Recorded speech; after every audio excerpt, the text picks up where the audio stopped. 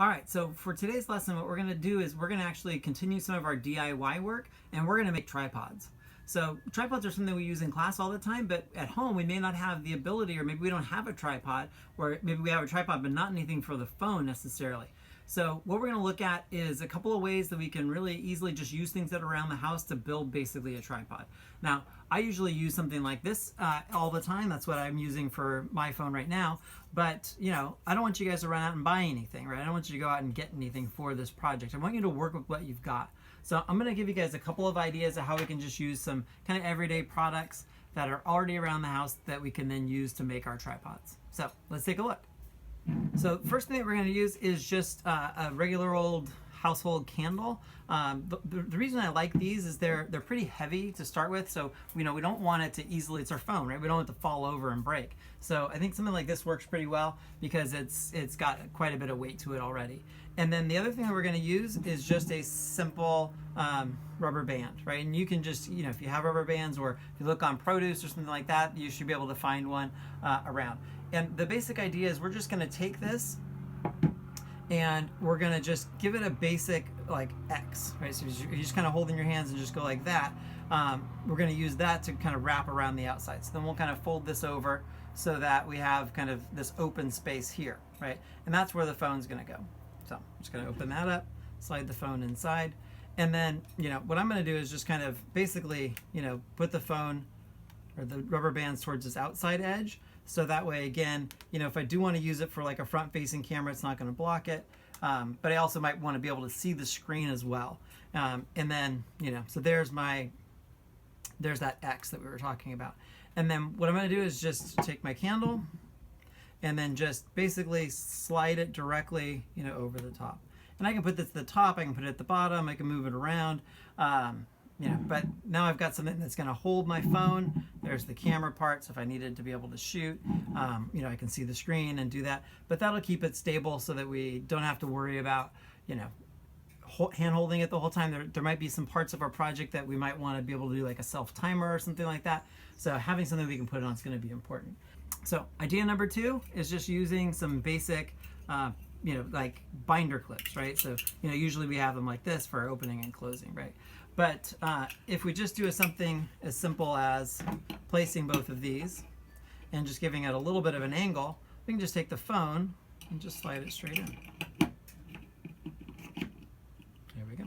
And that'll hold our phone. We just got to keep an eye on the camera part, just because obviously we want to be able to use that. But that'll work. That'll hold it.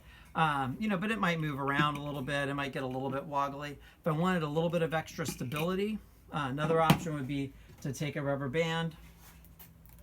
And I'm just going to open this binder clip up.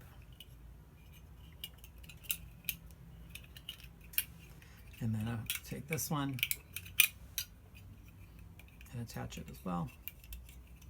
And the rubber band is just going to help keep those together, right? So that way when I put it down, they're not going to slide apart from each other. They're not going to come loose. And then I can just kind of angle these down a little bit. There's my camera. Again, just kind of slide that in. Yeah. So it might just help kind of keep that a little bit more, stable as I'm working with it. Especially if I want to go like in a portrait mode, like for FaceTime or something like that. It might be a little easier to keep those together if they're, if they're kind of rubber banded. So again, rubber band and some binder clips, super easy. So the next idea takes a little bit of constructing, and you can use lots of different options for this. I'm just going to use, we go through a lot of, mineral water, bubbly water, could be a 2-liter bottle, but something like this is pretty easy to kind of work with. It's just a little piece of plastic, it's easy to cut, that sort of thing. And the basic idea is I'm going to cut off this kind of top section. So we can do that in several ways. So there we go. So we're just cutting that top part off, and I was trying to hopefully get it pretty close to that size. This is a pretty small phone. It's an old one that's not working. So now we've got that part. And then what I'm going to do is just cut a couple of little slots. I'm going to do just 2 cuts this direction. Let's go this way. So it's just kind of straight down and straight down, about the thickness of the phone. And then for right now, I'm just going to tab them in. I could cut them off, but I think it might add a little bit of stability inside of here. So let's tap that. And then pretty much straight across from it, just another little slit. There we go. So then if I want to do my shooting, I can just slide it straight in there. Boom.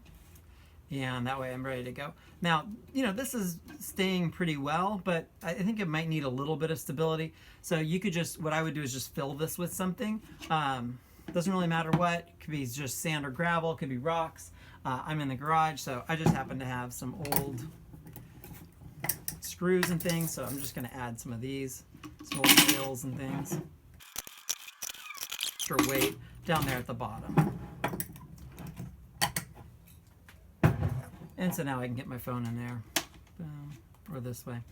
Now, I may not always want it to be straight up and down, right? So what I'm gonna do is go ahead on this other sides, these two sides here, and I'm just gonna cut some with, you know, maybe like about a 25, 30 degree angle, something like that, just so that it has a little bit of a tilt to it. And then I'm gonna rotate this around, and just remember cutting the opposite direction, right? So the angles are going the same direction. And this can be done with scissors as well, so you know, use whatever you've got. Doesn't have to be, or if you don't want to use something like a box cutter. So now I've got these angled cuts here, and then that way I can put my phone in this way, which is now going to look up. Or if I go that direction, it's going to be looking down. Right? So just depending on what I need, you know, we've got some flexibility. And again, that's going to make it a lot less wobbly, so it's not going to want to tip over. So those are just 3 quick little ideas about ways to make a tripod, something that's going to make our camera a little more stable.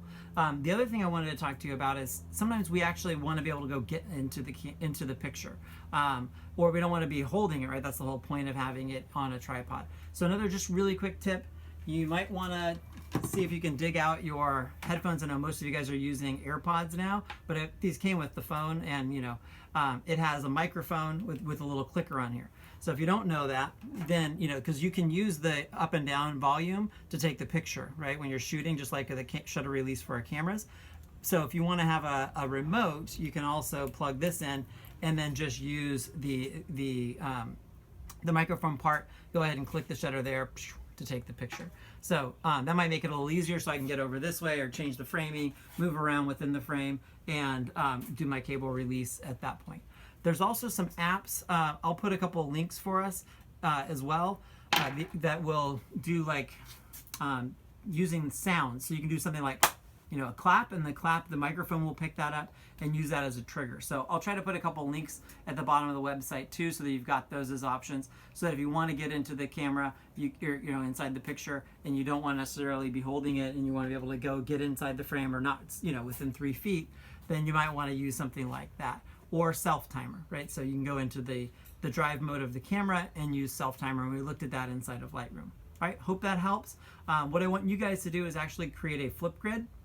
So once you've constructed yours, go ahead and you know, introduce me, just like we did with the reflectors, to what it is that you created for your tripod, so that I know that you've made something and what you're going to be using. All right, guys, have fun.